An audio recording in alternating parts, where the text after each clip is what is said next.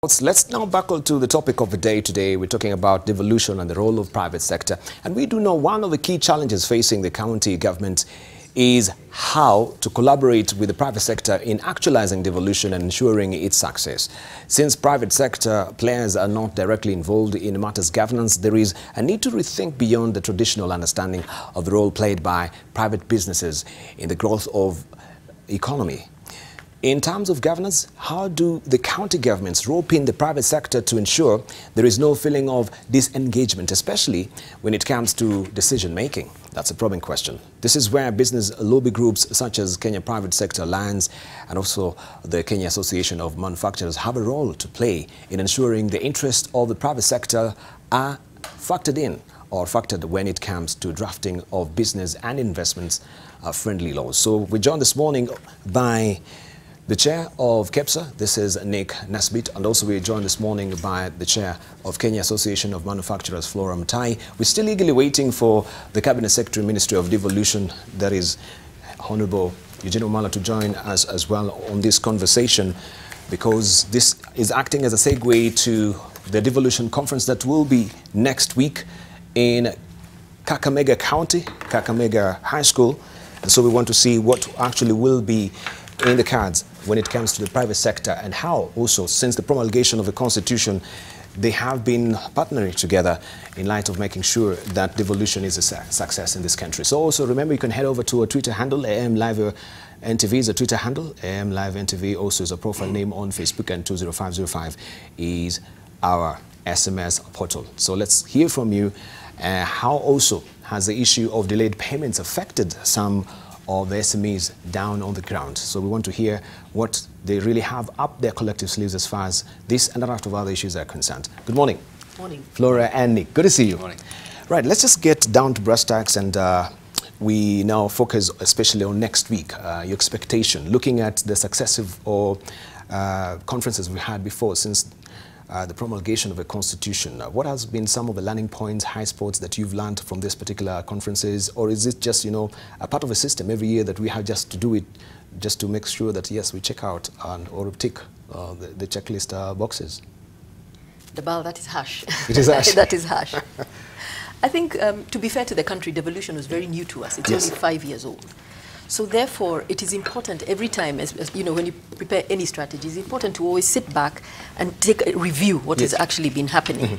I'll give you a case in point. We were reviewing what the counties have sort of been investing in development funds. Yes.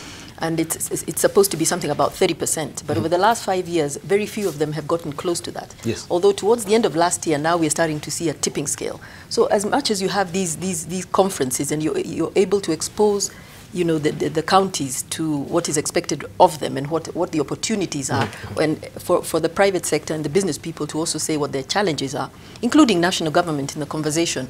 I think all you can do is improve and be able to drive devolution and actually make it achieve what it was supposed to achieve, which is bringing closer to the wananchi. Are you privy to the theme that is running under this particular conference in Kakamega?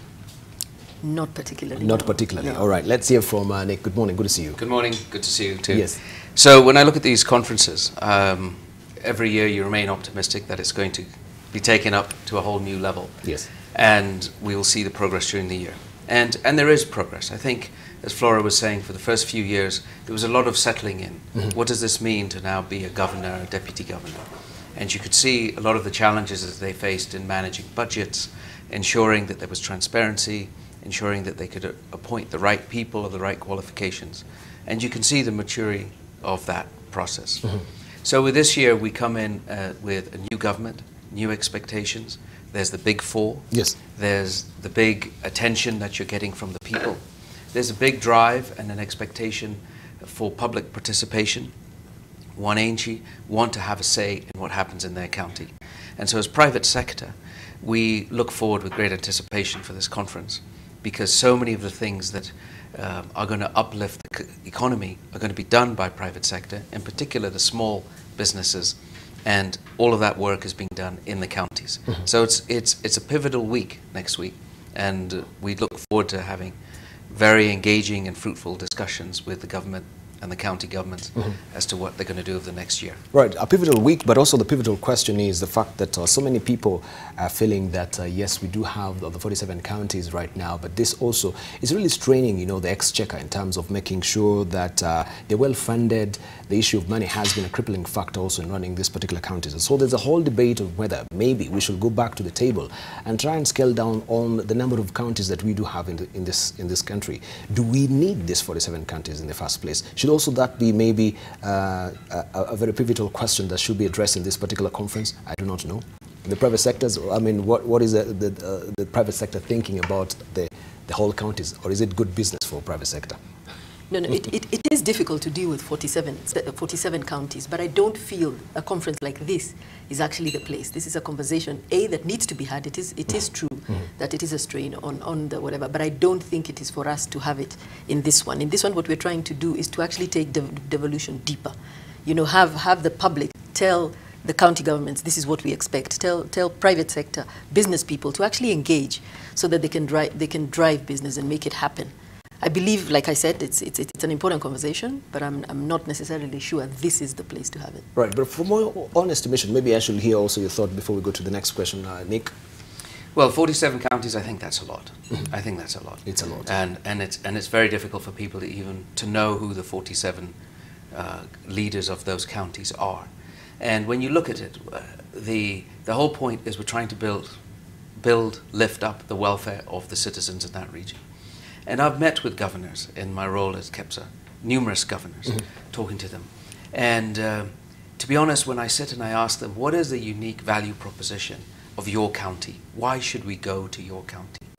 Because in many cases, they don't have an airport, they don't have a road, they don't have a port, they don't have any large companies that they can point to who are going to drive the tax base or increase employment. The number of paved roads, and so on and so on and so on.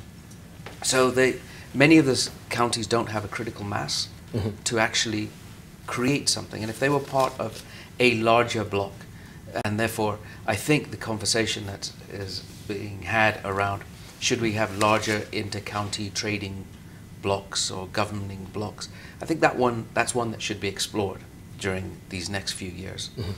And it comes back to, why should a private sector company move to a particular county and invest there? And there are a whole raft of issues that need to be resolved. And what I told one of the governors as we had this discussion last week was that perhaps the greatest selling point for the county that he leads was himself and his team. Because this was a governor that was very switched on, knew what they had to do, and so on and so on. And that's the kind of conversation that private sector wants to have with governors. But it's tough to do at the 47. It's tough to do at the 47. And it's tough for these counties to actually have enough mass to create a viable economic and social community. All right. Maybe, Flora, from your own estimation, how will you characterize the relationship that you do have, you as a private sector and the counties as well, right? I know also payment is one big issue. Yes. Yes, but has this in any way also affected your relationship with the counties in terms of you being gun-shy to offer more services to the counties? Okay. We do face several challenges with the counties.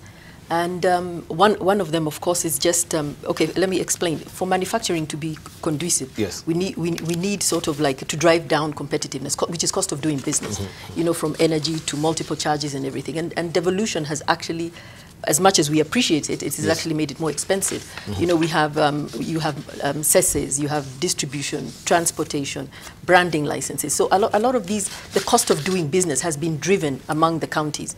And of course, as a manufacturer, you want to reduce they're called non-tariff barriers. First of all, we talk about it usually in foreign countries, getting into foreign countries, but now it is within Kenya.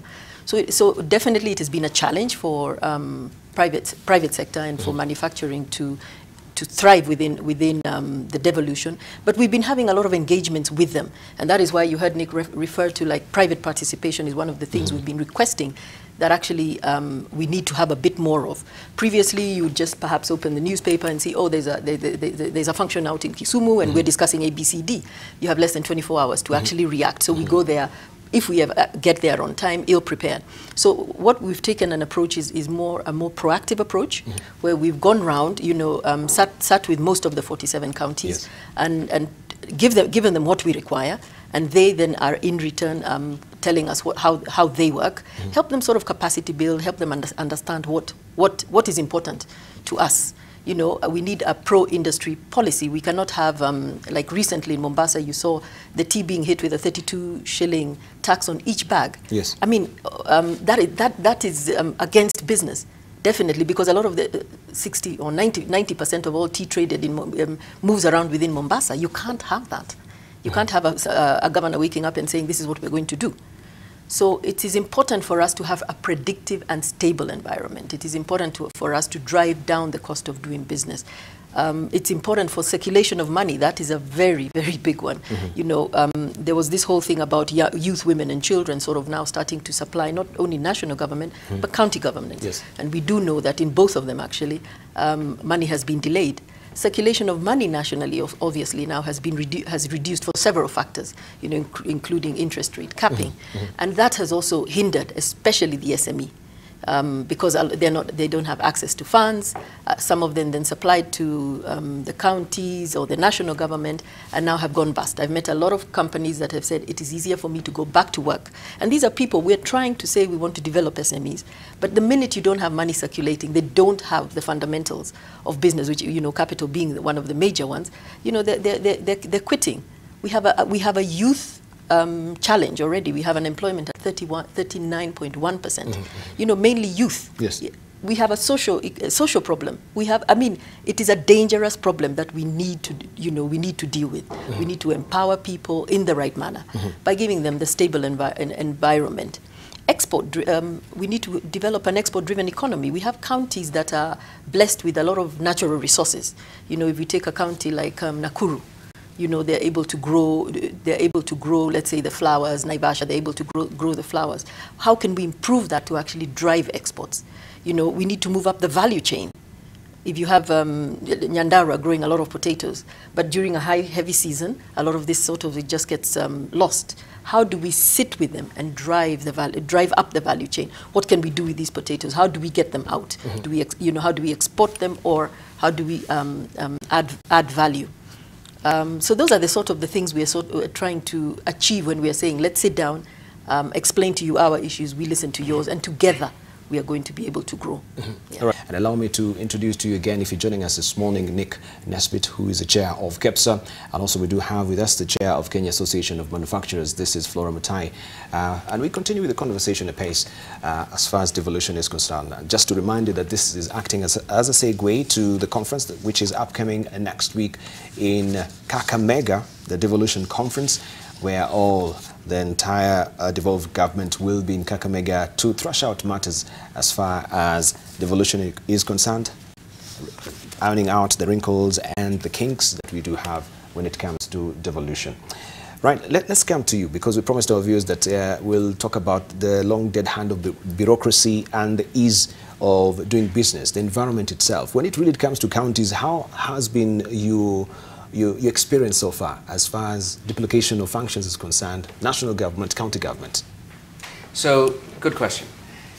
You know, when people talk about the duplicity, when they talk about the duplication, I should say, of bureaucracy, ironically, what you expect with bureaucracy is predictability, but you actually don't get that. You get very unpredictable payment terms, very unpredictable excuse me, forms of taxation, very unpredictable implementations of laws. For business people, it doesn't matter whether you're a small company or one of the largest companies nationally or globally, what you're trying to do is reduce your risk. And your risk is really unsettled once you don't know what to expect. So what we're looking for from the counties is for them to live up to what they have written down as to what they're going to do on paper. Yes. And what we see is very frequently that not happening. Flora was mentioning about payments. Yes. It is becoming increasingly challenging for companies to actually get financing based on revenue that they're expecting from counties because of that unpredictability. And the banks and the financial institutions really have a hard time with that. Companies that are looking to go and do business with counties, I've even experienced it myself in my professional capacity, where you're chasing money just on and on and on, and you have to designate people to keep going. And it goes from the governor to the county executive to the governors, and that is just madness. So if the counties want to grow, which they want to do, and they want to attract investment, they have to really focus on this predictability. And what comes along with that is governance. We, as KEPSA and Association of Manufacturers, have had our members sign basically documents that say thou shalt follow the law and not do anything that they shouldn't be. We need counties to institute policies such as that, which say there will not be any corruption. There's the Anti-Bribery Act that needs to be put in place, and there needs to be consequences for people that fail to perform. And failing to perform is also something that the governors really need to push on themselves. I would also say that when we look at what is happening in counties and the duplication, there's a tremendous amount of paperwork, and especially in my role at IBM, we and many other companies are big advocates for digitization. I know the President has said that this is the digital presidency. We need to get on with it. The counties have budgets, they're very large budgets for computerization, digitization. They need to start implementing. And they need to collaborate with the national government. The Ministry of ICT, the ICT Authority, have plans that are underway around the national ICT policy. That must include the counties. The counties must be aware of it, and we must ensure that, again, we're not creating parallel systems or duplication systems which make the bureaucracy even worse. So I would say, above all, what we're looking for as businesses is to reduce the risk, increase the predictability of what happens when you engage with the counties, and we're just looking for people to keep their word so that we can all do business and uplift the counties. All right, and I think also when we had a session here with Flora, and we'd mentioned that, you know, the growth of the manufacturing sector seemed to be actually on a steep decline as opposed to where it was at a stagnation at 10%. But right now, even that 10% is reducing, it's going down. Is in any way the county government also contributing to this particular factor? And if it is, then in what way? First of all, let me make a disclaimer. Manufacturing has historically been contributing 10% to the GDP. However, the GDP has been growing. So we have been growing, but I guess other sectors are growing faster than we are growing. So like we said last year, we did have a dip to 9.2% of GDP. But of course now with the big four, manufacturing has been zeroed in as one of the areas where we are going to try and improve the environment. And again, I go back to the three things that manufacturers really require to succeed in business, which is a competitive environment. The cost of doing business for a manufacturer cannot be underestimated. Down from the cost of energy, then the licenses. We were moving towards a single business permit. Right now, with the devolution, we do have a lot of multiple taxes, and they become unpredictable taxes. A guy just wakes up and says, I saw you offloading over there, this van is registered in this other county, etc., etc. Now, what tends to happen as manufacturers is, A, you're not very keen to go into those counties, B, you then just start loading up these costs, which raises, again, the standard of living, and which is against what we are trying to achieve. We are trying to reduce the standard of living and actually alleviate poverty. So that is another area that we really need to achieve. Again, we cannot underscore the unpredictability of policy. It is important for us to be able to say in the next couple of months, in the next couple of years, as opposed to, in June, this new law is coming. In July, something else is coming. It becomes difficult to attract not only local investment, which is what the whole idea of devolution is. They're trying to build competitiveness so that, you can attract companies to actually come and raise your tax base. But again, now, if this happens, we not only have local investments shying away, also foreign investments. And if you look at the Big Four agenda, we did a rough calculation. To contribute 15% to the GDP will require manufacturing to grow at 36% year on year. Well, somewhere between 30 and 36% year on year, which is a huge figure. Yes. Meaning all these issues that we keep complaining about, logistics, infrastructure, you know, ICT, like Nick talked about, these are things that almost need to become a given, you know, and when we do have challenges, we need to be able to sit in a room quickly and say, we understand where you're coming from, we understand where you're coming from, and sort of ironing it out. I'll give you a case in point. We just had the plastic ban. I think we were here on the show discussing the plastic ban with you. The plastic ban came in, and you know, within 6 months, we are banning plastics. Majority of plastics is used. There is the single-user carrier bag, but there is a lot that is used in the industrial processes. If a lot of I do know a lot of our manufacturers have machines that are imported that come, you know, perhaps they do filming, they do the top on whatever, they label in plastic, they shrink wrap in plastic. How are those companies supposed to sort of transition within such a short period of time? 6 months is not practical. You know, let's not mention, of course, we were trying to say, why don't we deal with single-user plastic bags, but allow this. So with collaboration and partnership, the government will perhaps be able to tell us, this is what we're trying to achieve. Of course, environment has not gone away.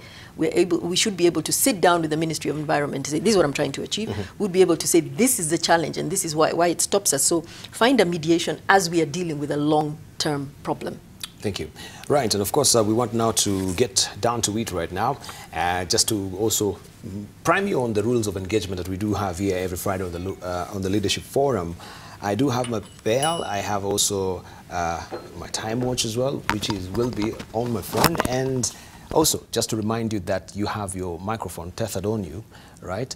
So when you go into the lectern, there's another mic waiting for you. So you will head over there and talk to Kenyans. We're given 5 to 6 minutes to speak about devolution and the private sector. How has the relationship been? And again, the question also again is how do we kink out some of, you know, the challenges, the wrinkles that we do have as far as devolution is concerned. And I know most of the things you said here, but I do know also you have a lot that you have to tell Kenyans without me interrupting and interjecting and butting in with questions, just to give you a quick, seamless flowing thought of your preparation on what you do have this morning for us. So I'm gonna use the bell just to give you, I'll give you 6 minutes. Midway, I'm gonna raise it, so don't get startled and start winding up, right, while you're on the lecterns. But towards the end, I'm gonna shake it a bit or try and sway it a bit so that now you can be warned, yes, you should be wrapping up, right? So if you go over and beyond, I'll ring the bell. So we'll begin with you, Nick. You'll just walk over to the lectern over there. Your camera is camera 3, just straight on. Of course, you can speak to, you get the chance actually to address the nation this morning as far as the role of the private sector is concerned. So Nick is the chair of KEPSA, and of course also is the general manager of the IBM East Africa, and he's going to give us his thought this morning about devolution and the role of private sector, some of the challenges they've been experiencing, some of the successes as well, and how also we can try and harmonize this particular relationship moving forward. Remember also you can hit us on Twitter, AM Live NTV will remain as always our Twitter handle, and AM Live NTV is a profile name on Facebook. Let's get hearing from you. We shall be reading some of the tweets also on our social media as well. Nick, you have 6 minutes, beginning now. Thank you. And good morning, listeners. As I begin this morning, it's a real pleasure to be here and be able to address what the private sector has stated are the issues that they see in engaging with counties. And when we look at our role, first of all, the private sector is the main generation of investors, of investments, and our role is to create value and provide access to goods, access to services. Our role is to ensure that we can improve the social and economic value of the people in our regions and our communities. We're really focused as well on opening up trade and investment opportunities, generating wealth, creating jobs, and participating in county development. Kenya's private sector actually represents about 80% of the GDP, and it's the key pillar and engine of economic growth. And almost 70% of all formal employment is held within the private sector. And our businesses are primarily made up of micro and small enterprises, MSMEs, and there are about 15 million of them today. So therefore, when we look at our role as KEPSA, we have to be absolutely committed to ensuring that devolution works. Our members are spread out all over the counties, and what people often forget is that everything in Kenya actually happens in a county. So it's very critical for us that the work that is being done by the governors and by the Ministry of Devolution is really focused on ensuring that the policies get implemented. So in that vein, when we look at our role as KEPSA, it is really to work with the Ministry of Devolution, is to work with the county of governors and the county executive committees, is to work with the Senate through the speakers' roundtables and the Devolution Sector Board, and all the other relevant stakeholders that are involved in devolution. So people often ask, what are the areas in which the county government must focus on to enhance the role of private sector? And there are many of them. And I won't list all of them that frequently come to mind, but I would say it's a point that we were talking about a few minutes ago, and that's really about improving the predictability of the policy and the business regulations and the frameworks that are used to govern the counties. It's also really important that the public has a say in what happens in their counties. It's interesting to see how social media is really taking off, and if a governor is not doing what is expected, social media lights up. But it's not about social media, it's about active engagement by the public. I think some of the challenges that businesses face is just the bureaucracy, as we were talking about earlier, and there are great opportunities for digitization. Really important that the county governments implement their ERP systems and ensure that there are online portals and that e-citizen services are available to all. The unpredictability of the taxation means that there are random checks. People suddenly get taxed for things that they weren't expecting. I think what counties really should do is have a go-to-market strategy on how to attract businesses. And that means come up with innovative revenue-raising schemes, such as build your industrial parks, build your agro-processing parks, attract manufacturers, create wealth, and create a greater velocity of money. But to make sure your county is actually connected to a greater economy, the roads, the infrastructure are critical. There are huge gaps in what it takes to deliver something from one county to the next, and with all these challenges on infrastructure, that needs to be fixed. People look at the roads that are not working, and the first thing they think about is there's not enough money, and perhaps the second or even the first thing they think about is there are some loopholes in governance, and there must be wastage of public resources. Big challenge, and it's very important for the counties to ensure that they're putting on the right face when it comes to that. The counties, many of them, 47, so many of them are very small. We believe as KEPSA that there's an inter-county agenda that must be explored and pushed further and have larger trading blocks across the counties. And as you trade in these counties, of course, it's about reducing risk, and that means that security. We don't talk about it very much, but going back to the rural areas used to be something that was just a very pleasant experience. In many cases, the security is very challenging. So I think at the end of the day, what we're really looking for is a full implementation of the policies that are in place today, and a very clear tie-up between the county government strategies and the Big Four. The agenda for the next 5 years, 10 years, 15 years is about the Big Four, and we need to see that implemented well. And as we look at how the companies who are looking to invest in these counties can do business, there's this whole issue everybody always talks about, PPPs. It has not been clearly implemented, and we need to get creative as to how we can implement PPPs to attract investment into the counties. As KEPSA, we are frequently entertaining international investors, local investors, who are looking for opportunities. Recently, some investors traveled around Kenya, and they said, Kenya looks like a blank sheet of paper. If you think you've done anything today, you barely have scratched the surface.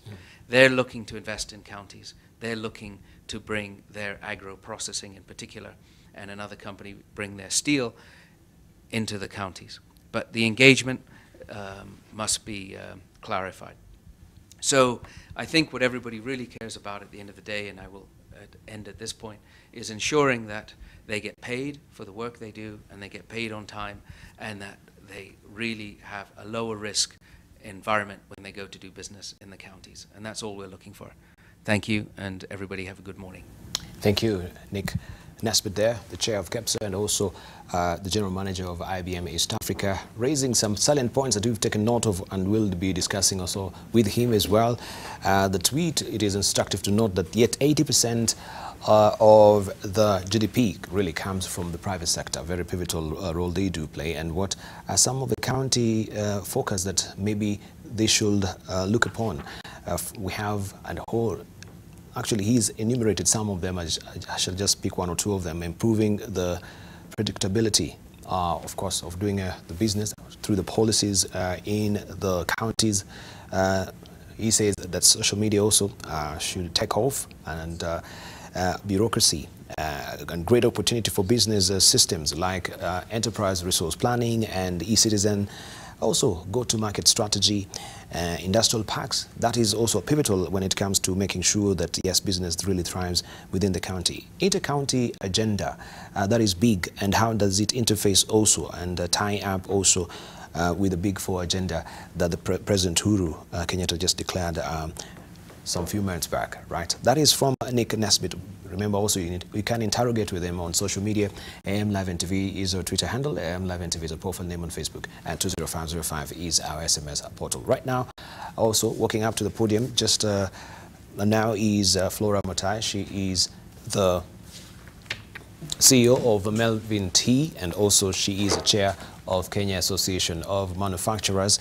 And she's going to talk to us also on her perspective, especially from the manufacturing sector, which has been also encumbered with so many challenges as far as, you know, the smooth flow of business is concerned. The cost of energy has been spiking, and how can also the devolved government come in and try and, you know, ameliorate some of its challenges that they do face down on the ground. So Flora, you have five. Let me try and set also my stopwatch here so that I can give you exactly 6 minutes beginning now.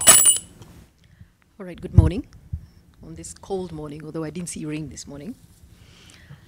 Industrialization has been recognized as basically a big driver in economic growth. And actually very few developed countries can actually say that they have developed without manufacturing being one of their main pillars of growth. And the reason being is because manufacturing is very deep-rooted. It is the muscle behind employment. It creates real jobs, which then have with a lot of backward and forward linkages, with an opportunity for wealth generation.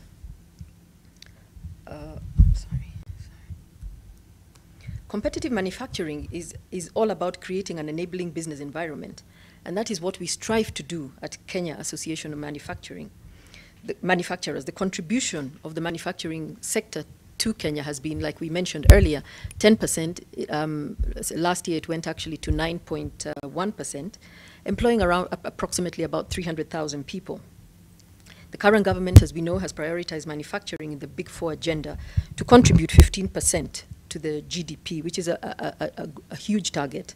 And as industry, we applaud them, and as it will transform the lives of Kenyans through job and wealth creation and improve a lot of the quality of lives, which is important, like I mentioned earlier, considering the big bulge in youth population, and with a 39.1% of them being unemployed. And as CAM, we are keen to see manufacturing centralized in our national and county visions towards achieving an inclusive political economy. Through devolution, industries continue to enjoy services closer to them. There's no doubt that it has achieved a positive impact. However, there are certain areas that do need to improve. And in order to reap the benefits of devolution, we must begin to look at counties as the future engines for growth. It is also evident that political tension in our country will continue to be made worse by socio-economic inequalities if county leadership do not actually take on this mantle. There's no better time than now to harness the potential of the manufacturing sector in creating shared economic values and sustainable economic solutions.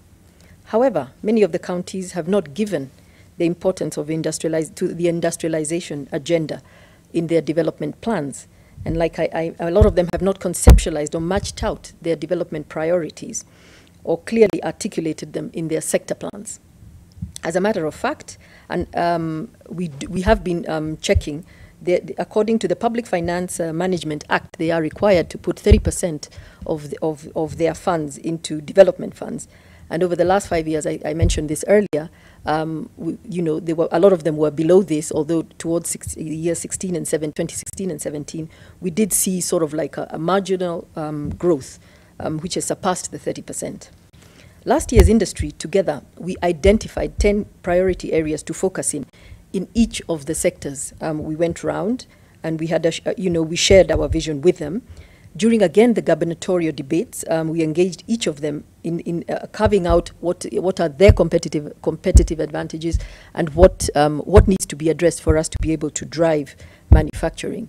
And we actually distilled that recently to just 5 pillars, and one of which are creating a competitive environment, having a level playing field for local manufacturing, promoting exports, developing policies and institutional frameworks to nurture industrial growth, and with a special focus to SME and skills development. What is required, again, we must look at all the time what is required to spark manufacturing. And the first one, of course, is driving competitiveness. We shall never get tired of saying this. Why we say this is we have a help desk at KAM where we record the amount of issues that people call in, and we have noticed over 60% of the complaints that come in are county related. My van has been, caught with perishable goods. What am I supposed to do? I didn't know about this license. This is new. This was not communicated. So cost of doing business, especially, industrial inputs and logistics, that's important. Multiple charges, levies and fees by counties still remain a challenge. The lack of a single business permit.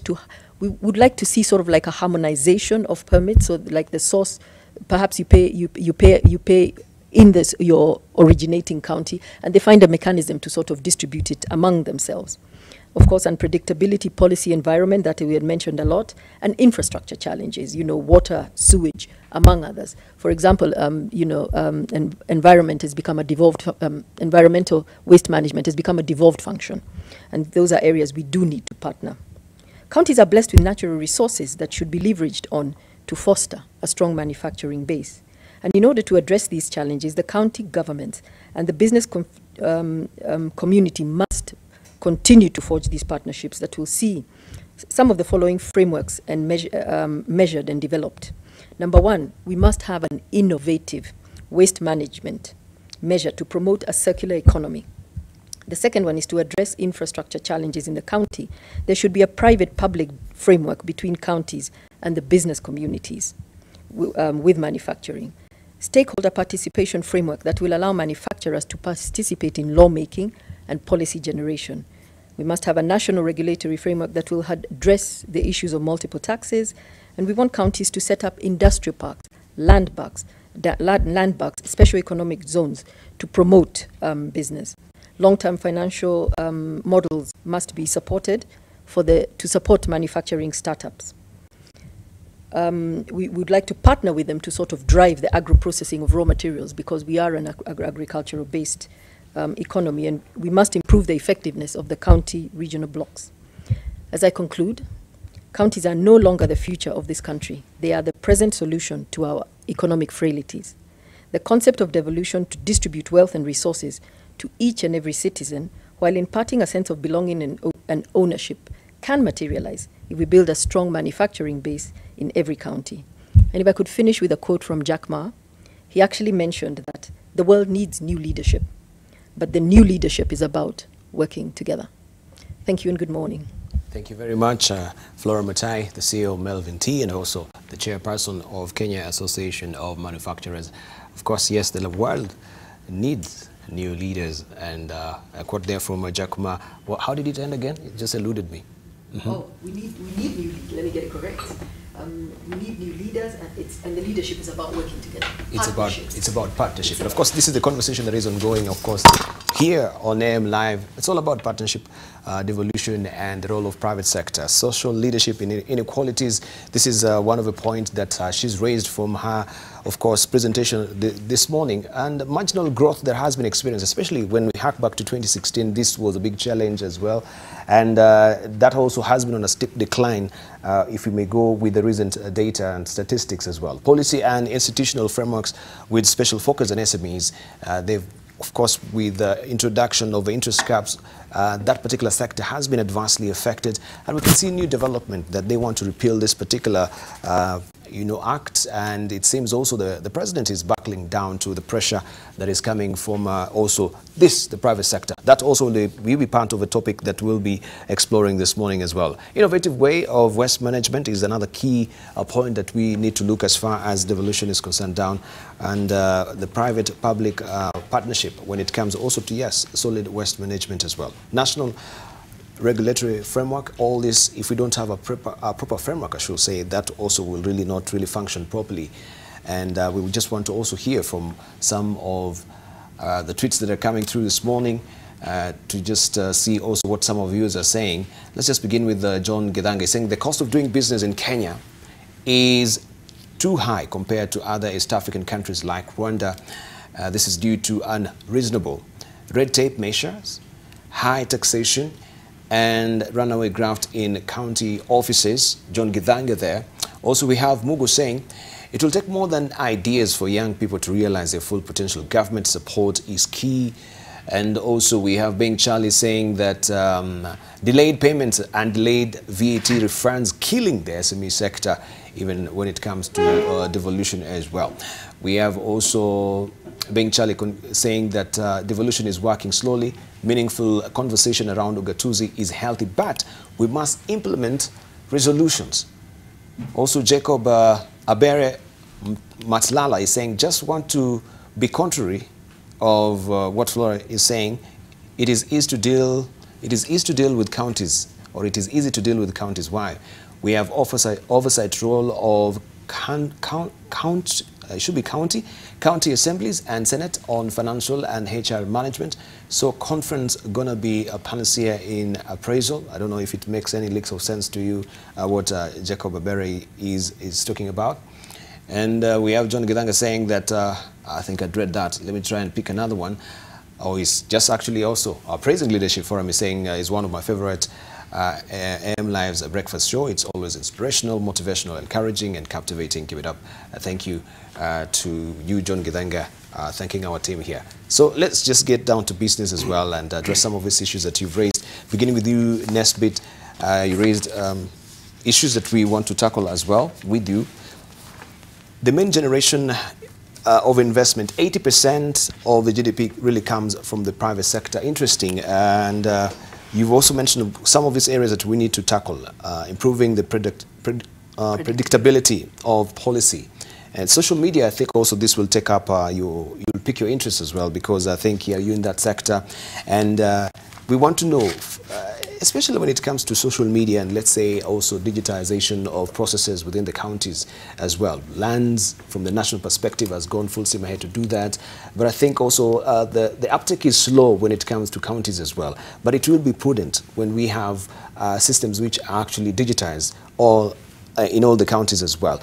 What is what are you doing as a private sector, and especially IBM, in maybe collaborating also with government in trying to maybe to streamline, making sure that we have Wi-Fi's. We have counties like Nakuru, I do know, they've actually gone full steam ahead as well to introduce Wi-Fi as well. And how will that also contribute to the ease of doing business, the cost of data? That's a good question, because IT is a small word, but it's a very big topic. So when you look at the layers of IT, yes. The first layer, what they call layer 1, is all about the transport layer, and that's about access. So what's very important, and the government is doing this, is to ensure that there is high-speed access, internet access, in as many parts of the country as they can. Mm-hmm. When you layer on top of that the fiber, then you get the Wi-Fi. Yes. That, between the fiber and the Wi-Fi and what people are bringing to your home and so on in the offices, that is what gives you access to all of this content. So the other part that the ICT ministry is pushing is for local content. And local content means not only what you get out of creative media and so on, but also what you're doing with that local content. It could be e-citizen, it could be government records and so on. But at the end of the day, people don't necessarily want to go to the internet just for entertainment. They want to use the internet, they want to use access to services to improve their businesses and improve their lives. This is where it gets very interesting. It gets very interesting because so many of the processes that we are engaged in today are paper-based, which means that people are walking all over town and are getting on public transport or private transport to go to a destination where that document can be processed. And then they have to do the manual carrying of brown envelopes, whatever color they are, from one organization to the next. That whole process can be digitized. It can be digitized. And we as IBM, and as I said earlier, other companies are working with the government to try and take a holistic approach to that. The Ministry of Trade and Industry, Aiden Mohammed, they're really pushing ease of doing business. Yes. We as IBM have worked very hard with them to take some of these processes, simplify them, streamline them, and you can see how our rankings have improved tremendously. But to really have the people feel a difference, we have to take it further, and that's what we're trying to do. We want to make sure that all of these processes that people are running around doing can now be digitized. The workflow, the processes can be mapped, tracked from the comfort of your own home or your own transportation. You can see where your document is, and you can accomplish what you're trying to get done. If you take all of those processes, that's great, you can get it done. But now you need to bring trust to the equation. And that's again where we are getting very involved with trying to bring trust to the digital network. And the way you can bring trust is using technology, and most recently as IBM, we've been pushing blockchain.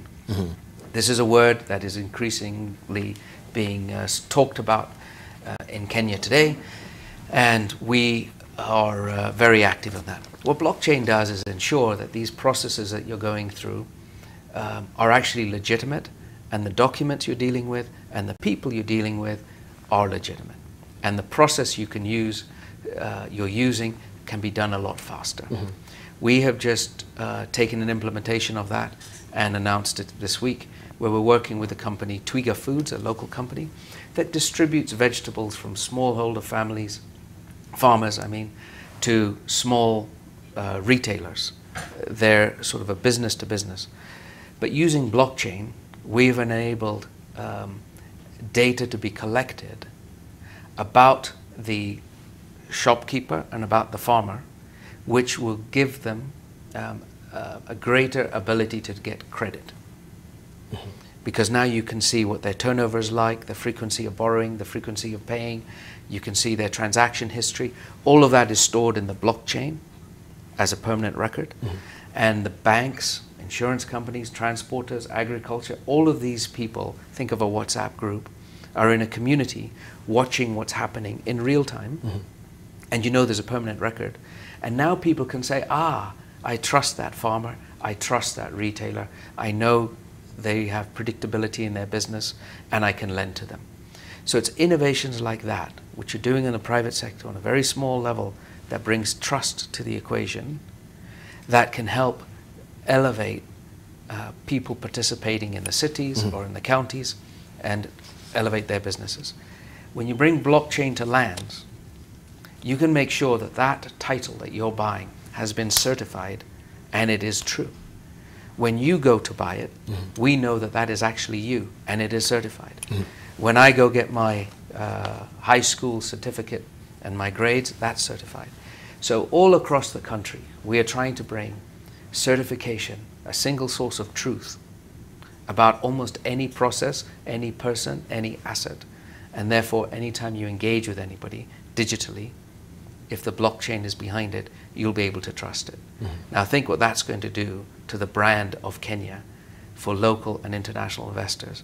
When you know that that piece of land that you're going to build a plant on to generate employment and steel actually belongs to that landholder, and so on and so on and so on. So that's what we are doing. And that is the future of technology, but the future of technology is actually now, and it's happening. And the task force that Dr. Ndemo is leading is very actively engaged, looking for use cases at the port and everywhere, how we can transform. And we do hope also from the task force it will not just be on the national policy level, but also this will be also a big chunk of a discussion also with the Devolution conference, because I think it's a noble idea, a very winsome one, but also sometimes we lag behind in time in trying to implement. We come up with good task forces reports, but the implementation also is a different kettle of fish altogether. Yeah. And she's talked about policy and institutional framework with a special focus on SMEs. SMEs have been affected, and we talk about SMEs, we are looking at the counties where most of them right now, even they're watching today, because they've been crippled as far as access to financing is concerned, especially with the interest rate caps, where the banks also became a bit, gun shy to lend to, small and medium enterprises, because they feel, the rate of bad debt also has been rising as well. Or maybe just to hit back at the government that, yes, we want to just, you actually loan to the government so that we can feel the effect of the interest rate having a negative, not a positive effect as well. You as a manufacturer, where a lot of SMEs do fall as well, what has been, the frustration that they're experiencing accessing financing? Or finance, I should say. Finance is, like I said, a very big component, of course, in manufacturing. And in fact, if there's anything a manufacturer requires, is long-term funding. Because unlike trading, a manufacturer has to buy the plant, at least locate somewhere, then buy the equipment and begin trade. That is it way before they've started the business. Buy the inventory and then actually then sell off the inventory. So we've actually been advocating to have long-term financing for a manufacturer with perhaps even some, moratorium. I think the banks are not necessarily hitting back at the government. The banks have choices where to put their money. If I could lend to an SME at 14%, furtively hitting back at the government. Well, I can put it buy government bonds and bills and go and play golf. I mean, they have choices where to put their money, because now they're not being allowed to rate the risk of the SME. I'm not agreeing that the risk of the SME was at the 19–20% interest that they used to charge. Yes. But I guess because they have their ceiling and their base and their ceiling controlled, they also have businesses to run. Yes. But for me, with the results that we saw recently from banks, now is when I'm saying perhaps they're making normal profits as opposed to super normal profits, where their return on capital was 21%. I think now it's starting to drop to what is supposed to be globally acceptable at 11%. So it's not like they were not making money. However, I mean, there's a lot more around the whole capital conversation. For example, we've been saying in manufacturing, could we not use pension funds to actually come and build like a, either a revolving fund, support the Biashara Bank, so that manufacturers can come and borrow in the long term, not necessarily always running, to a commercial bank. We need development banks giving a lot more and supporting the SMEs. But let me give you an interesting analysis that we did just the other day with, within KAM. We found out it is 58% more expensive to do manufacturing from your gate to the consumer's hands in Kenya, as opposed to a country in Egypt and Vietnam, which we sort of said perhaps we could be, that are comparable. And where did the 58% of it come from? 27% of it is actually on inventory holding. Because of exactly what he's talking about, there's a lot of unpredictability. Are you going to be here tomorrow? When do you hold my inventory? We tend to find the retailers wanting to hold a lot of stock, so they hold actually 3 times the level of stock they would be holding in somewhere like India or China or even Vietnam and whatever. Why? Because again, they don't know, lack of information and lack of systems. Trade margins are also very high. Within that 27%, it's a lot of inventory holding and a lot of trade margins. They do, give me 30% return on whatever I'm pushing for you. Whereas, if you could turn that coin, if I give you a margin of 30%, what am I doing? I'm increasing the cost to the consumer. I could reduce the cost to the consumer and turn the coin several times over. Within a year, if I could turn that coin 12 times, as opposed to giving 30% and turning it 3 times, it makes a big difference. So we need to start educating even the retailers and the way business is being done in Kenya on how to turn the coin around. Of the 58%, now there's another one, logistics from port to your gate. the logistic costs are actually, you know, astronomical. You're talking 12% in Kenya as opposed to 8%. You know, and that is just the, you know, the multiple charges, you know, trucking, poor roads, infrastructure, and everything. Solution: let's operationalize the SGR a bit better than we expected. We need to actually see the fruits of SGR. The kind of rates they're giving so far are not working, because your goods are being traded with 3 times. You know, you get off the ship onto 1 mile in the Mombasa, then onto the SGR, and again the last mile. So we need to deal with this, you know, let me borrow from the energy, the last mile connectivity on both sides, so that you have your goods moving a lot faster. Again, back of the 58%, the last one is promotions. You'd be surprised. In Kenya, the cost of promoting a good to actually make Debarl or Nick buy it is 13%, as opposed to Egypt and Vietnam, where we're doing our comparative study, which is 6.5%. Okay. So what you're doing is you're actually, you know, you are selling goods, but I'm actually charging you to get the goods into your home.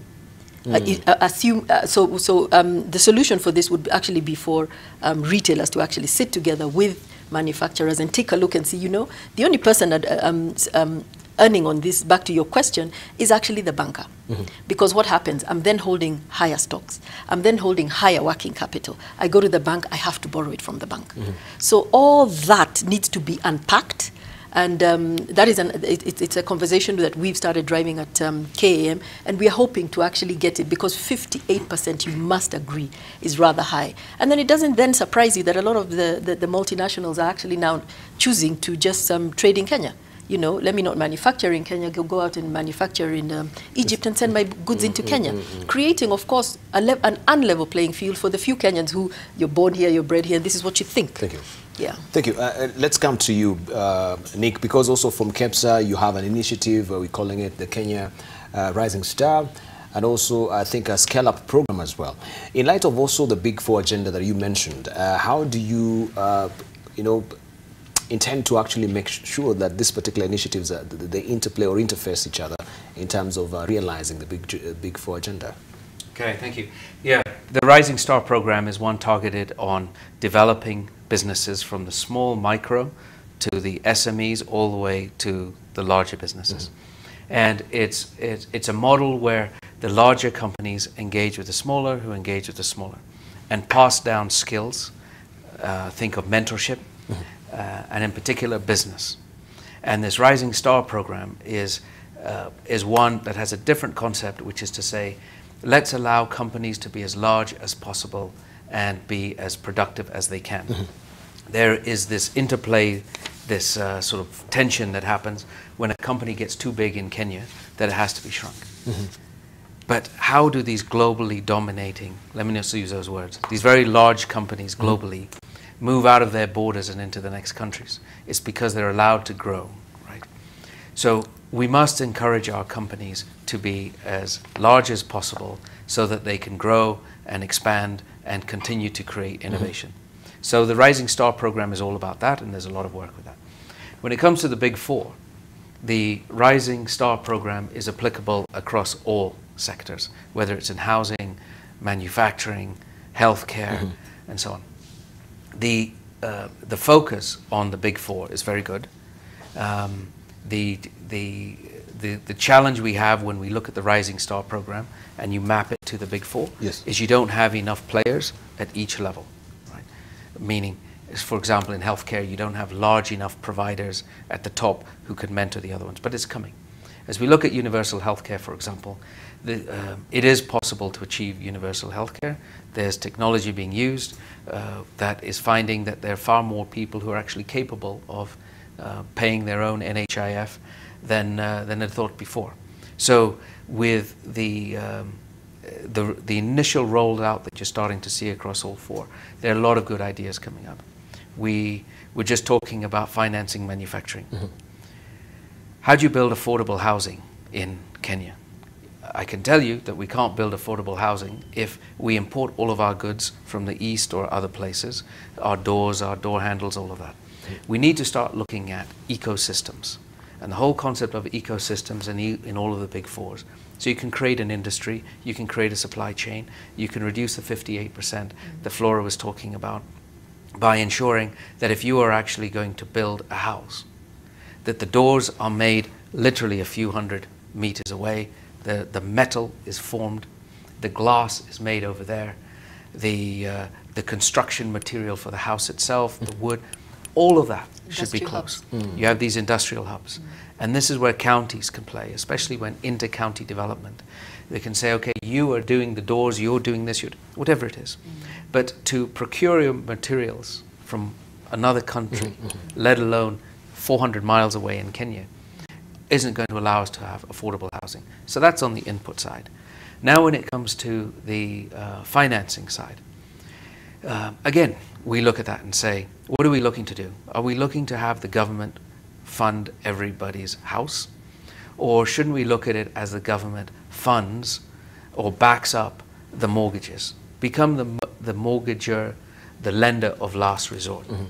So that let private sector, let the banks lend to all the people we know who are first-time, second-time lenders, borrowers, homeowners, and have the money the government is raising support. So if that gentleman fails, we will pay the mortgage, and you can reduce the risk, and therefore the mortgage rates can drop when you're lending to people who are building affordable housing. The other thing I'd say about affordable housing, to go on that tangent, is I think it's very important that we do not copy what they did in England and the States and other places and move from shanties to vertical slums. To put 5,000 people at a very low socioeconomic level into these towers is just going to create all kinds of strange behavior on the 8th floor, the 10th floor, there'll be all kinds of things that are going to go wrong. I would say that it would be much better to have a sort of socioeconomic development communities where people who are first-time buyers can have more of an aspirational feel in their community as they can see people up the street. Thank you. So there are lots of things to think through on this, but again, back to the development side, we need to have these ecosystems where the small person has a linkage with a large person or large company, and that just keeps recycling. And that's what we're focused on as KEPSA, ensuring the micro SMEs are just as important as the larger companies, and they get a role to play. Right. Even as we prepare our headline thoughts as we're winding up, maybe to you, Flora, each year also we have really coming up with the manufacturing priority agenda. I don't know what you do have for 2018, and in light of also devolution, how do you also take consideration of devolution in trying to, rope that in within this particular agenda that you come up every year with? Okay.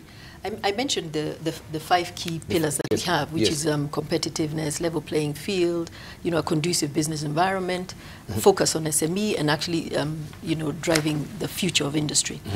How do we link up with the devolution? Is by proactive engagement. We've reached out to them a lot now. We did last year. We went out. We mapped out with them what are their competitive advantages and what is required to develop, move up their value chains for the ones that needed to move up.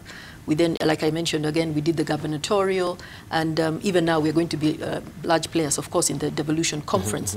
And CAM is opened to actually sit with them and help them capacity build. Give you an example what Nick is talking about. We call it subcontracting, and it is a model that has been used in the Asias and that has also grown industrialization immensely.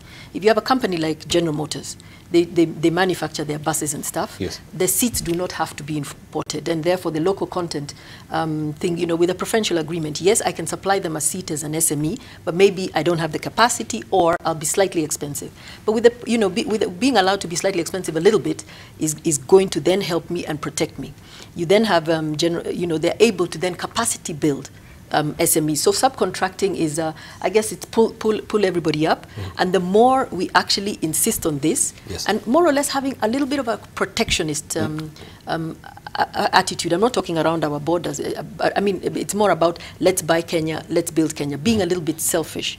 But in order to do that, I also think we need to be able to go the long haul. let's say the government should be saying, like what I'm seeing Tanzania saying, listen, if you want to come and do business in this country, you must invest.